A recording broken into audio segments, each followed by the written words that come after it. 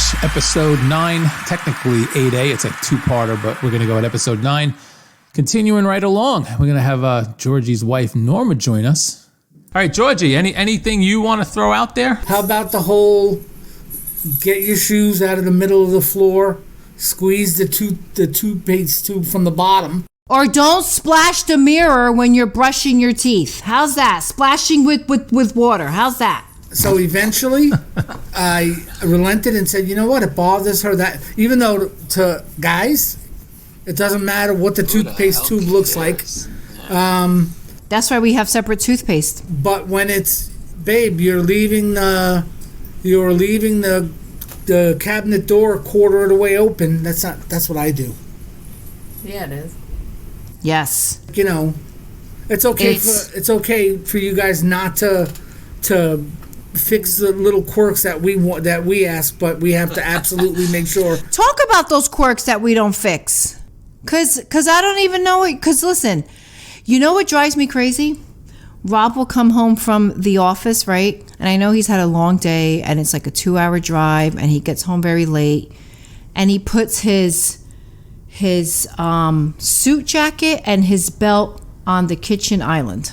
Oh my God. I know, for about 5 minutes until I take it upstairs. No. And then you go upstairs and change and it's still sitting on the kitchen island. It doesn't happen that often. It's happened a couple of times. Stop. Babe. Stop. It happens often enough that I don't know why your belt or your suit jacket is even on the kitchen island. What is something like that Maddie does that you say? Yeah, tell me what I do. Don't do that, and I've never once told her don't do that. You can ask her. She'll even. I'm calling you out, babe. Yeah. I've never once said stop doing that. It annoys me. Do you know why? Happy wife, happy life, right? You're perfect. Because I'm perfect. Yes, that must be why. That must be why. No, it's because I can be tolerant of things and realize that not everybody can be a certain way and whatever. All right, no, but talk about something that bothers you, but you're like, whatever. It's not a big deal. Tell me something that I do. Most of it's centered around what you tell me not to do. It's like, what's the big freaking deal? All right, fine. I'll make you live in your comfort zone. I'll be fine. It doesn't matter. There's the answer, right, babe? But it's like you don't listen to what I ask. Like you said, your shoes are in the middle of the floor right now. Oh, no. They're closer to the wall in the middle of the floor. No, I kicked it out of the way when I sat down here. That's a big no-no. Yeah. So the shoes are in the middle of the floor. The toothpaste I have to correct every morning. No, I've been Jesus. pushing from the bottom. But so get your own toothpaste tube, Norma. Just solve it. Yeah. Or his complaint to me is I don't rinse out the cup of my coffee when I'm done with my coffee. I'll if there's a little bit at the bottom, he gets mad that it's not cleaned out. Savage. But the thing is I'm the one who does the dishes. Right, but so I can leave that coffee in the cup because you're not calm doing down the there, dishes. Slim. So now at this point in time, we have the chores separated. Norma is exclusively the dishwasher. I'm exclusively the cat boxes. We split laundry, and we split groceries. Going out. Although Norma's been picking up her running out game because I've been. How do you split laundry? Do you just alternate every other? I'm supposed to be doing laundry, but I'm a lazy fuck. Oh. And Norma picks up my slack. But then it's we both fold. So. Yeah, then we both fold. Oh, okay. Because that's together, like a group activity, or okay, that's nice. That's a bonding moment that's because he doesn't want me to fold his laundry. He won't let me fold his laundry. Right, so instead of saying, babe, let me learn the way you like your shirt folded, she separates her stuff from mine. There you go. Yep. Listen, Get up. 2 ways to skin a cat, and she chose one, and you could wish for the other, but it still solves the problem, right? So back when we were alternating, so it wasn't just Norma's responsible for the dishwasher, I'm responsible for the cat boxes. We alternated, or it fell whatever way it fell. Norma would leave that one last little sip, that little swallow, as Jamie likes to say. Swallow of coffee in the bottom of the coffee pot.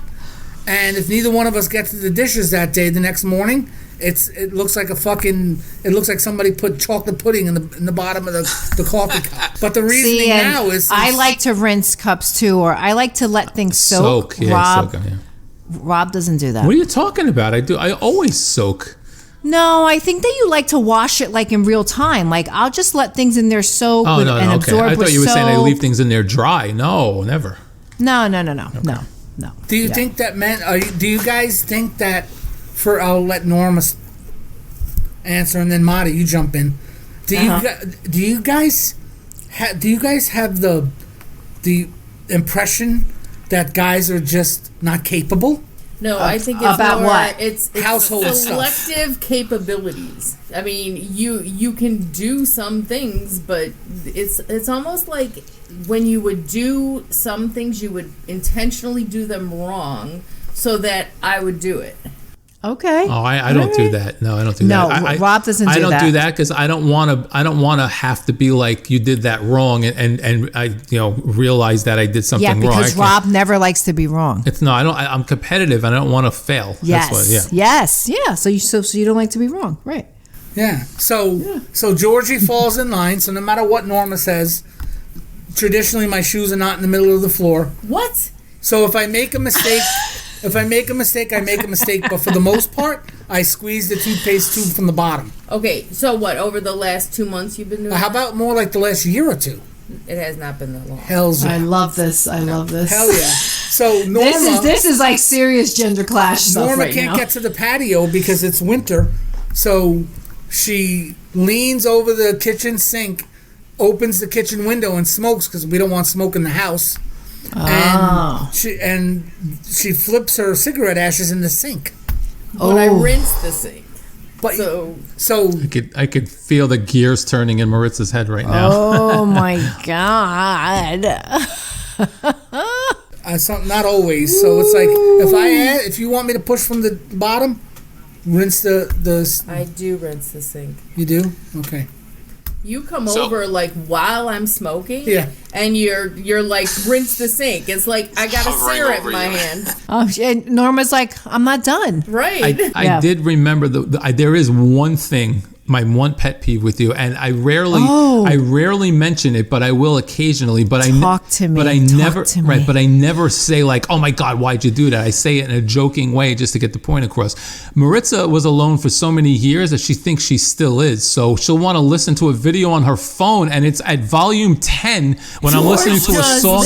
When I'm listening to a song in the car, or I'm watching TV, or I'm sleeping. Although she'll turn it down right away, but it's like she's in the room alone and has to listen to this thing so that the neighbors can hear it too. And I'm like, babe, like most of the time I'm just like, because we're in the car, it's a song, it's not a big deal because I'm not usually playing my music anyway, but it's like, all right, I mean, you're not alone. But like if I'm watching a show, she'll sit next to me and it's like, bam, it's like, holy crap. I'm like, and I'll be like, babe, I'm watching a show here. And she'll go, oh, I'm sorry. And she'll lower it. It's like, I know you've been alone all these years, but like some consideration would be nice, you know? Yours is the same thing. And it's like, especially working from home, like I have my headset on and I'm always like working with a client in Discord. They're streaming on Twitch. I'm there, trying to talk to him to get it through the stream. And George is like, his New York voice is like loud. We're 20 feet apart, so like the stream is hearing his discussion with his customer. Oh my because God. he's talking so loud. You have to get a dynamic mic. This is one thing I've learned. A condenser mic picks up everything. A dynamic mic only pick up what's right in front of it, and you have to have your mouth close to it. If you get a dynamic mic, it won't pick up everything like that. But that's just that thing. But the screaming while you're on the thing is definitely enough. What are your thoughts, Norma? Because you were trying to log in with that thing Rob read about the boxes with the men. I didn't hear all of it. Essentially it comes down to, I won't read the whole thing again, but essentially it comes down to the fact that men concentrate on what they're talking about and don't start to branch off into other subjects and start to equate it to other things. So if we're talking about finances, we're talking about finances. We're talking about sports, we're talking about sports. We're talking about our wife, we're talking about our wife. Whereas a woman will tend to have a conversation about one thing and equate it to everything else. So the mind is constantly turning, and the wife and the ball game and whatever else I just mentioned all intertwined somehow, and becomes like a ball of yarn where everything's all intertwined. And women can't understand why a man can do nothing. The man has the ability to just do nothing at all and enjoy it. And a woman can't ever kind of relax. That's the gist of it. I mean, it's Cliff notes are men are simple, and that's it. right. So, but here's my thought. Like, you just described George as the woman and me as the man. Really? So I don't. I think it's depending on the person. I don't think it has to do with men and women directly. Maybe the majority of women do that, but I mean, besides the fact that George can actually sit there and do nothing and be okay with it, it is the only part of that was accurate. I think I'm like that more with guys, Robbo, and I happen to be very comfortable with I and I don't, again, I hate that we talked about those gender roles, but I cry. I like to talk about feelings. Right. So yeah, there's going to be an occasion where if you equate it to gender, and that story, Rob, about how men have boxes. If we're talking about construction on the house, we're talking about just that. Don't equate it to the kids, to the budget, to the cars, to the anything else. But my brain works more like your version of the female brain, where Norma's does. That's interesting. All right. And I was going to say that because we are very, like, women in general are just very emotional beings when men aren't. But there are some men who are extremely emotional, and I think that's a beautiful thing. Well, so, am I emotional? Yes, Georgie is very much like you, babe. He's emotional, and he's got a little bit of that touch of OCD where it's got to be done a certain way. So maybe that is part of it as well. Maybe that's why I love Georgie so much. Well, I have always said that Georgie's. I have even said that to you. He's like my man wife, or what, I forgot how I put it. But Georgie is very much like almost like we date if we were like man and women. Yeah, without a doubt. And Norma's very much like you, Robbo. Oh, really? See that? Look at that. There you go. See that? Look at that. But most of your other friends are brutes. And that is putting it kindly. No, I'm kidding. No. I'm kidding. Be specific, babe. I like his friends. I like all his friends. She said in public. I'm still annoyed that you were like impossible to. I mean, I had 5 seconds with you at the wedding. I know. Listen, don't. That don't hot even, mess at the end. I'm so upset that there were so many people that there's people that like I don't even think I have a picture with you, Georgie. Nope. It's so upsetting that I don't have pictures with a lot of people that I should have had pictures with. It's so upsetting. It wouldn't have been at the bar at the end. It wouldn't have been me and Maddie. Actually, George. Needed a third to help me stand up. Actually, George, I do have a group picture with all the guys. Remember? Yeah. You do? So I do have. Yes.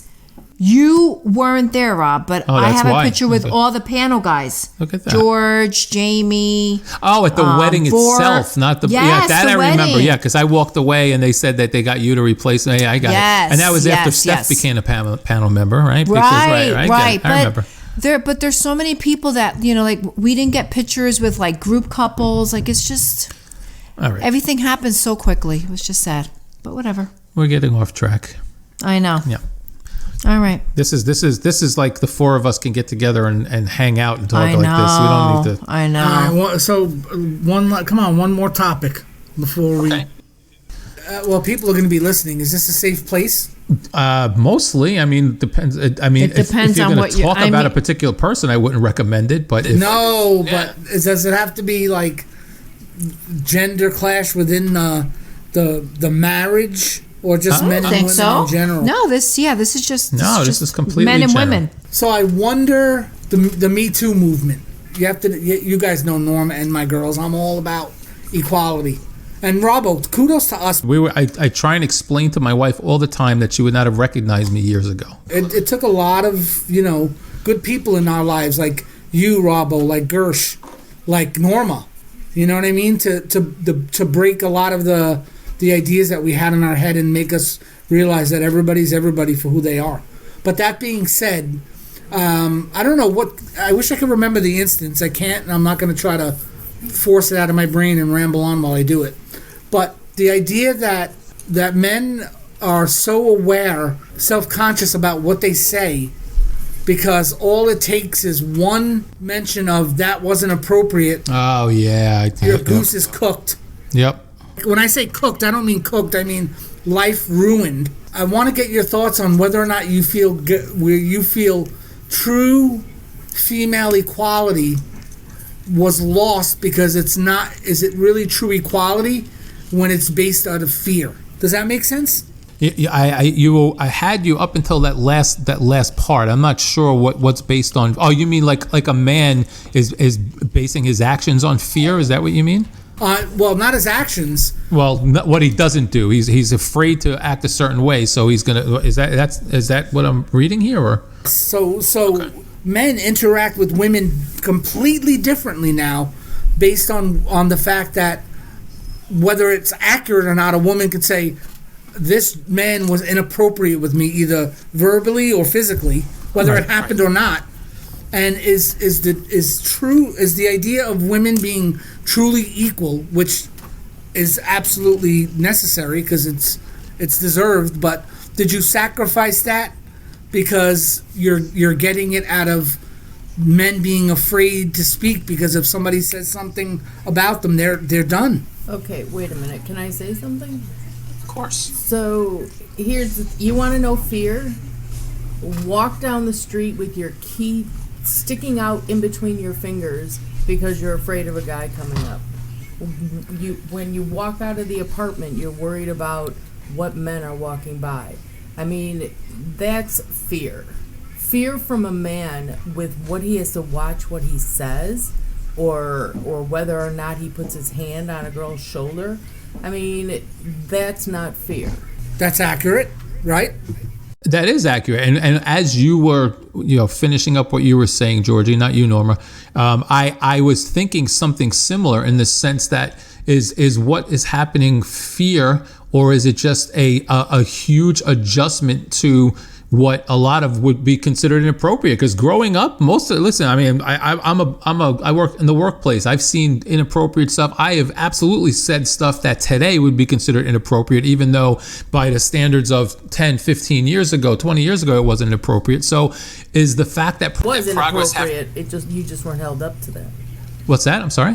It was inappropriate. Right, that's what I mean. Right, at the time, it wasn't considered inappropriate, like in the mass media kind of way. But in order to get that kind of change, sometimes there has to be such a drastic thing that it maybe swings over to the other side, and looks like it's favorable to one person or discriminating the other person. But at some point, if it's going to change for real, then you have to understand that inappropriate is inappropriate, whether you necessarily agree with it or follow it or not. It's still inappropriate. So it's hard to, I agree with Norma. It is hard to have sympathy because a guy doesn't feel that he can drug a girl's drink to get over on her anymore. You know what I mean? See, that's a false comparison. Well, no, I'm taking it to an extreme just to be extreme. I get it. You being uncomfortable because you have to watch what you say is worth a woman being uncomfortable because you're making sex jokes and touching her leg. No, what I'm saying is, true equality is because men have opened up their minds and their beliefs to realize women are truly equal, which they are. And I'm not talking about like action. I'm talking about the fear that if there's any kind of dislike or any kind of perceived inappropriate language, which didn't really exist, just by saying it, that person's life, not just career, their life could potentially be ruined. So that I feel like that sometimes I feel maybe right or wrong. I probably need Brooke to get me on the phone for an hour and she'll get me into shape. Is that taking away from getting to true equality based on the fact that there's equality? Well, if I can just say one more thing, I'm sure Norma and maybe even Maritza wants to jump in there. What I'm hearing is I understand where you're coming from, Georgie, and that's where it swings to the other side is in between where you are and the opposite side, which is where it's taken advantage of strictly because they know they can get away with it. Is where that middle part is, and that middle part is where that equality you're talking about comes in, because there's I don't want to say this, I don't want to do that, I don't want to touch this. You shouldn't be doing all of that stuff, But at the other end, there is that real fear and that real possibility that the false accusations will be taken seriously and someone will be in trouble because of this thing. So there's got to be a balance in between, and that is that happens in every walk of life. But I understand where you're coming from, Georgie, and I don't know if that's where you're going with this, or if you're talking about like truly talking about the guys who are just afraid to be themselves, quote unquote. And I don't have any sympathy for that at all. I mean, I've had to learn not to be myself and say things a certain way all these years after essentially being, what would have been, not sexual harassment, but just harassment in general years ago. I have learned I have to measure what I say. I have to say certain things, but at the same time, at the other end of the spectrum is it being taken advantage of completely because they know they can get away with it and want to exact revenge or just hurt somebody, whatever. And I'm not sure which direction you're going with that. Marty? All right. So I'm going to say this about, and I'm probably going to be bashed about what I'm going to say. I don't care because this is the way I feel. There are two sides to this. There is one side where it was the norm to keep women down and to say certain things to women, and it was acceptable because women were always the minority, correct? So we had to put up with it, right? Because that's just how society told us to survive, right? And now that women have been empowered, and now that women have, quote unquote, proven themselves and said that no, like we should be treated as equal, right? So this is not acceptable anymore. But there's still men that have that mentality of back in the 40s, the 50s, the 60s, or the 70s, or even the 80s, where you can just say and do whatever the heck you wanted to a woman, and she would just have to suck it up and be like, okay, well, I can't say anything because one, they're not going to believe me. Maybe I brought it upon myself, or that's just the way it is. And I relate that to racism, right? Because back in the 60s, it was normal to treat people of color or minorities a certain way. Now it's not acceptable because people have realized that you can't treat people like that because of what culture of what society has told you is acceptable. Just because it's been acceptable or the norm doesn't make it right. And right, exactly. And now it's like, oh my God, well, you can't hold anybody captive or treat them as slaves. Back then it was acceptable. And it's the same thing. It's just what we are raised to believe is normal. And then you realize that that's really not normal. And you can relate this to 1,000 situations. But I just feel like as a culture and as society, we're just learning how things are not right. That should not be the norm. That should not be accepted. That should not be tolerated.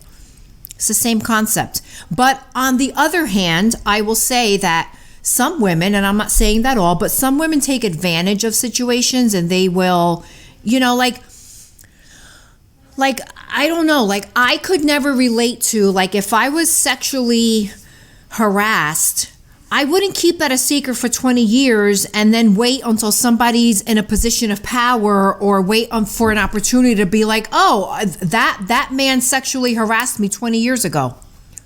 Why didn't you speak up an hour after it happened or a week after it happened? Like, I don't understand that concept other than maybe you feel shamed. Maybe you feel like you perpetuated the situation, or maybe you didn't think that was abnormal at the time. And now you realize that truly wasn't right for what that person did to you.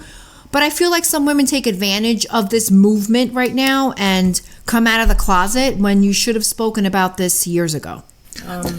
Well, and I know it's not going to be a common thought, or something that's received, but that's just how I feel about it. okay. So yeah, when it happens to you, you do feel ashamed. You do feel like maybe you were at fault. You do. Right. You absolutely do. There's no way, and I speak from experience. So I kept my mouth shut for years and years and years and didn't talk about it until I was in my late 30s.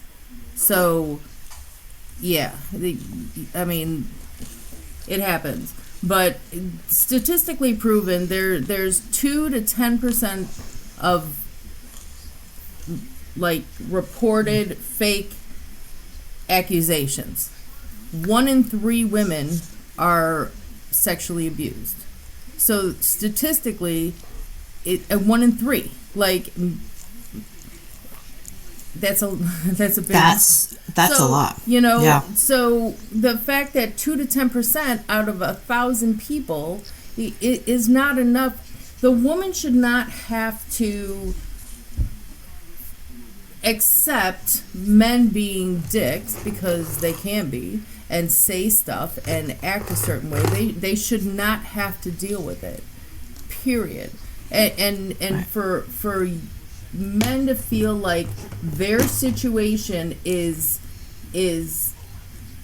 hindered because they can't say and act how they want to act is just wrong. I mean, you as men should know better than to treat or to speak even rudely in front of a woman, unless you're better friends with her. Then feel free to let loose. Right. So, you know? Yeah. So I guess I complicated it. What a shock, right, Robbo? But I guess we're also on a Joe Rogan podcast now. We're no longer on a gender class podcast. Men and women, dude. Oh, I hear you. Yeah. If it's not within the confines of marriage, I would have never. If we wanted to talk about how the other differences, you should have said I wouldn't have gone down this road. No, it's got no. That has absolutely nothing to do with marriage at all. Nothing. But I guess it's more. It's more simply put. You know, in the process of, which I'm happy about, of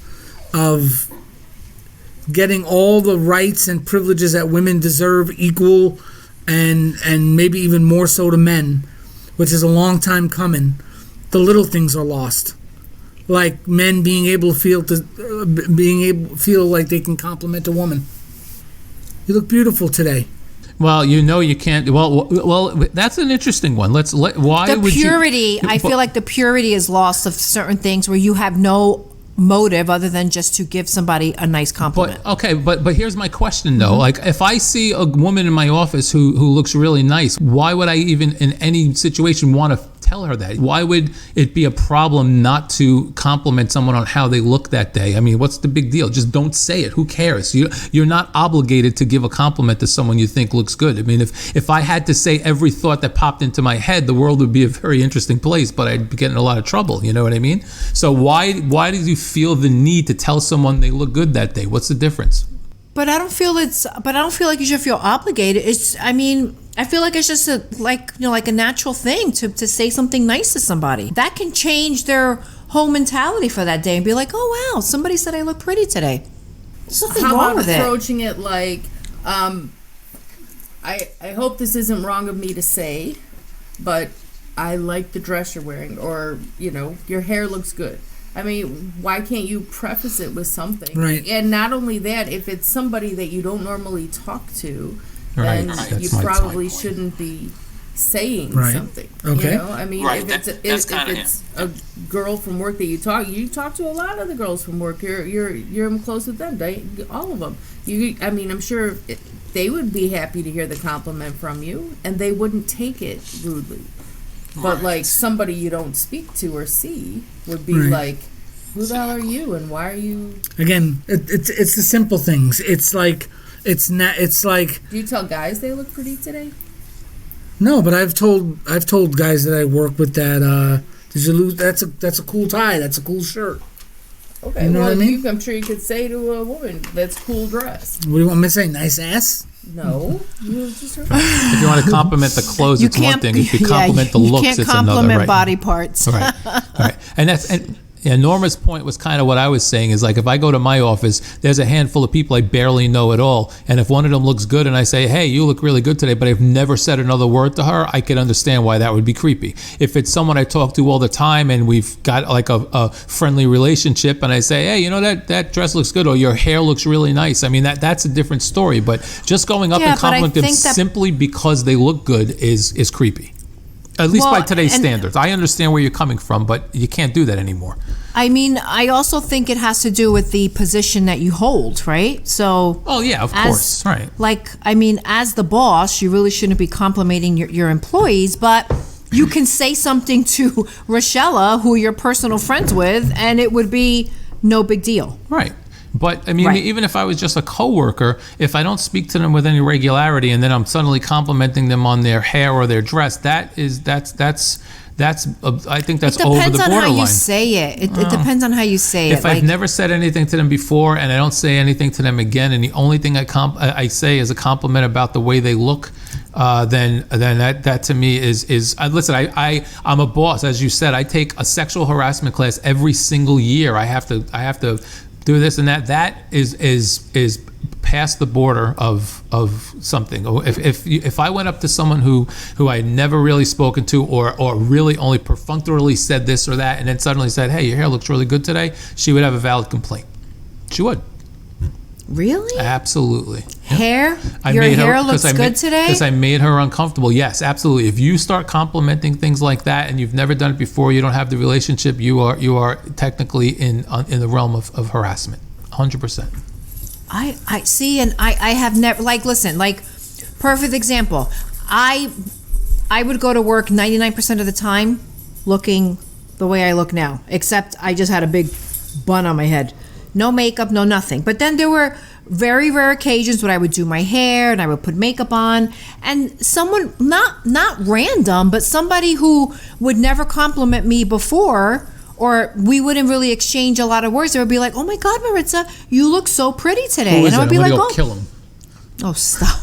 And I would be like, oh my God, thank you. Yes, I did my hair. I have plans after work, or something like that. And I would never, ever think that they were being inappropriate, never felt uncomfortable, never felt any type of way. Like doctors that I used to work with would be like, oh, look at you today. You're looking very pretty. I'm like, thank you. This is, this took a lot of work, but I'm here. And I would never think that they were trying to like hit on me or being inappropriate. Like I don't know. I don't know. It's just I don't know. I did that chart. That chart, Robbo, of a normal person story, straight line, and my brain with all the lines going all over the place to get to the end of the story. Yes. It's just that the Georgie way, right? It's that simple. I feel like I feel like in the fight, I feel like women are making amazing strides that they deserve. I feel like women should be in more positions of power because I just think that they do just as good a job as men. But along the way, you lost the little things. Yeah, just like the little things that, listen, like I would, if somebody who wouldn't normally say much to me came up to me and be like, oh my God, Maritza, you look really pretty today. It would give me a little, pep in my step. I'm like, oh my God, I look good today. And I wouldn't think of it any other way than an innocent compliment.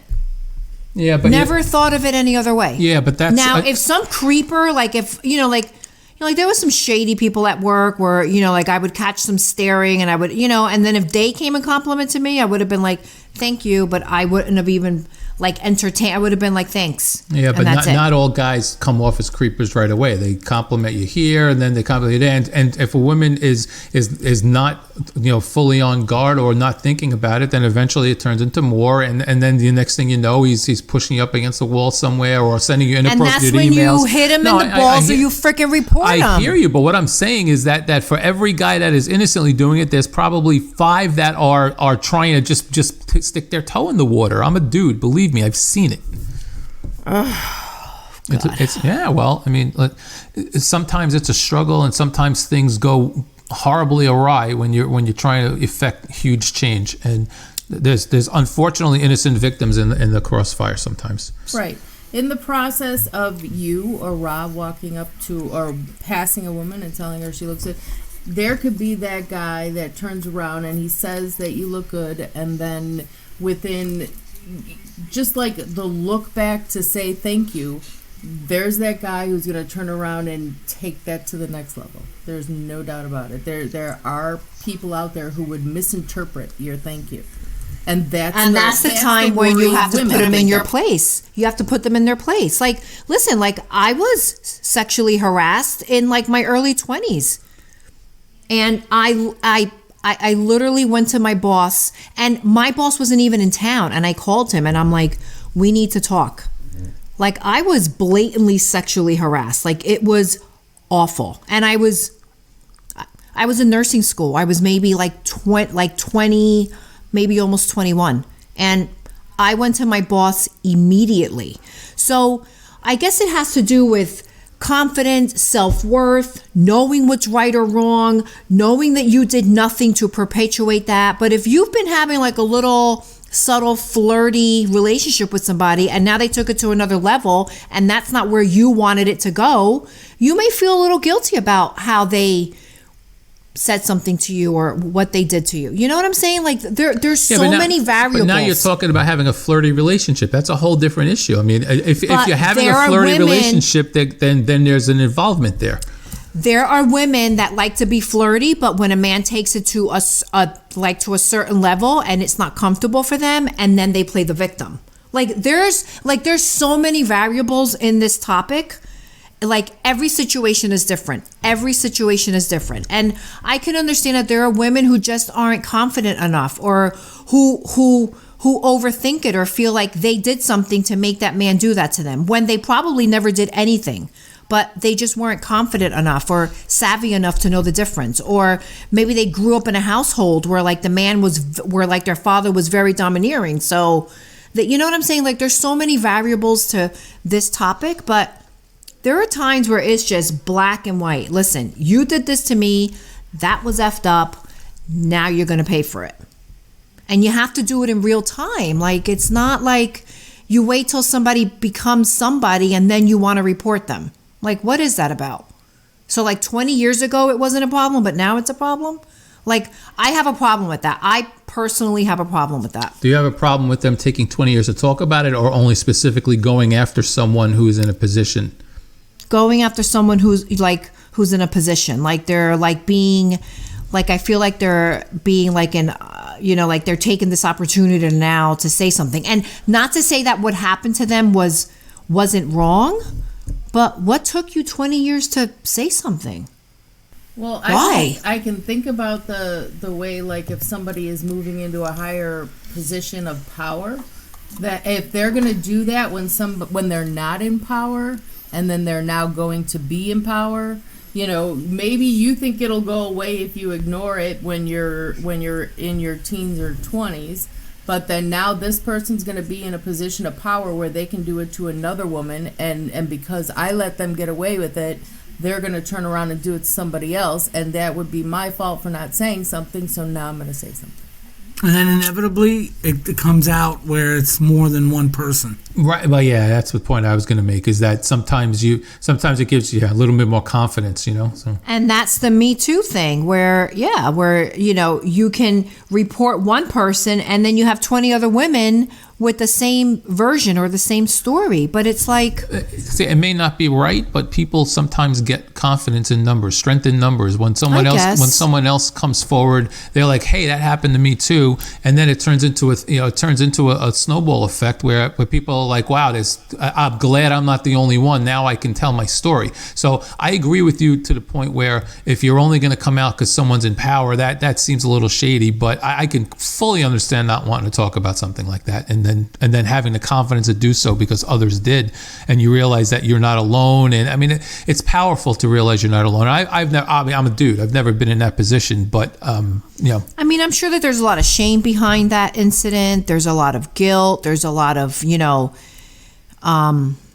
insecurities of thinking, oh my God, maybe because I was nice to him, or maybe because I made him his coffee that one morning, maybe he took it as thank you when he complimented me. Right. So I mean, I get, but this is when it goes back that there's so many variables. But when somebody's blatantly sexually harassing you and you know inside that you did nothing to perpetuate that, you need to speak up.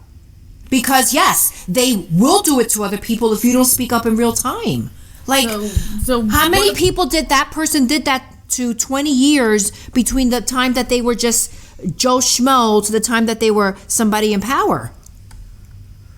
Right? It's like they did it numerous of times. Like it doesn't take somebody in power to continue to do that. Like they are doing that throughout their entire life. So I think of it, I need to protect myself and the next person that is going to be coming into this office, or the next woman that he encounters that thinks that he can do this to.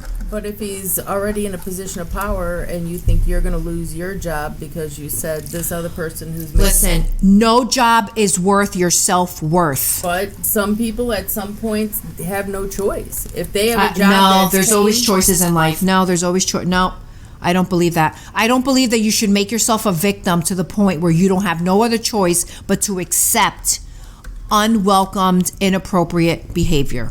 And that's just coming from somebody who's just very strong-willed. And there are, not everyone is like that. But you cannot make yourself the victim in that situation and think that that is what you are worthy of, and you have no other choices but to put up with that behavior because there's nowhere else for you to go. That is craziness. In my mind. That's craziness. Kid to take care of, and I need the money that I'm being paid. And that's fine, but you know what? You can go speak up.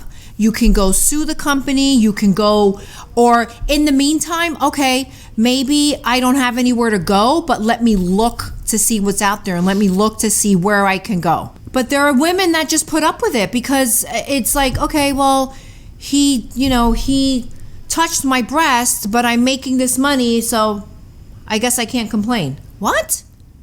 You're putting value on your own self-worth? No.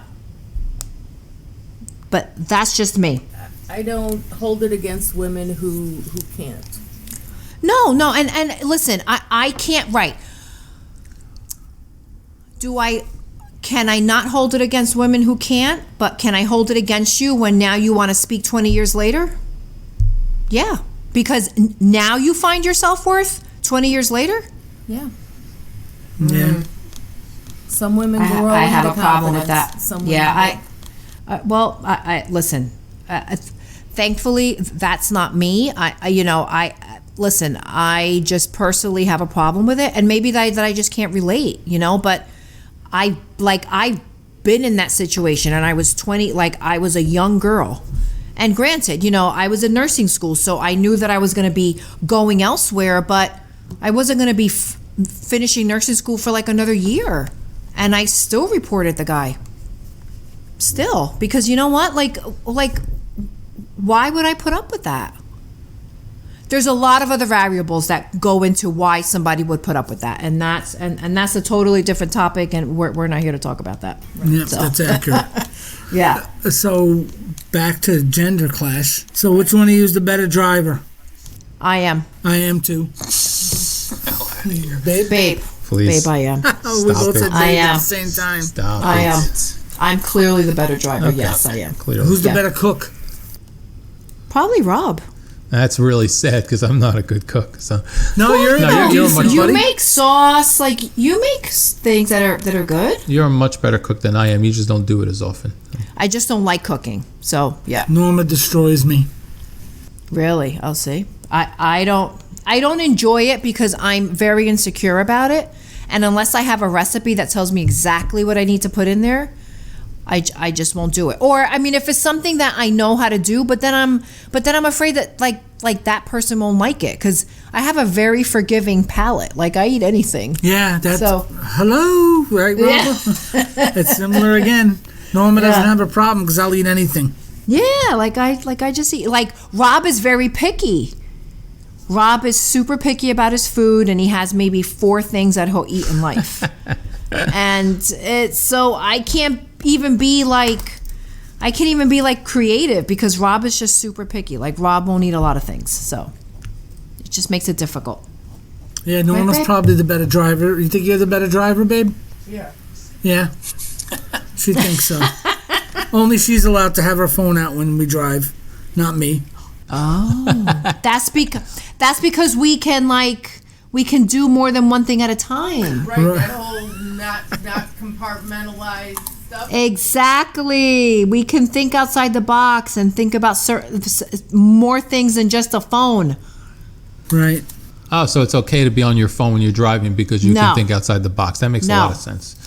I'm not saying that, but I'm saying that if Norma thinks that it's okay, it's because us women in general can think more than just one thing. I'm not like doing stuff when I'm actually driving. I just do it like when we're at a stop sign. Right. Or listen, I voice text a lot. Like if I get a text, and then if if I'm at a red light, then I'll like voice text while I'm waiting. But plus, George thinks he's in New York when he's driving, and he's not. Oh, he still has the New York mentality when he's driving. I love my sharp turns, and I cannot He's aggressive. lie. No other brothers can deny. Sharp turns at 30 miles an hour. Yeah, I love that. I love my sharp. I was born to go fast. I made an hour of gibberish out of the simple statement of along the lines there were little things lost. That's basically all I wanted to get at. No, yeah, it's just you know what, like sometimes like the purity of simple things is just lost because of so many people ruining it, right? Yep. Yeah. Well, that ends episode 9. Thank you, Georgie and Norma, for a thank you guys. Very interesting episode. Yes, it's much appreciated. Yes, we will do this again soon. Hopefully, get together. Check out Gender Clash on genderclashpodcast.com and Spotify There you and go, Apple. babe. I got You it got out. it. And Apple and Google and Tuned In and pretty much anywhere you want to find podcasts. Okay. Thanks for tuning in, and we'll catch up to you next time. Take care, everybody.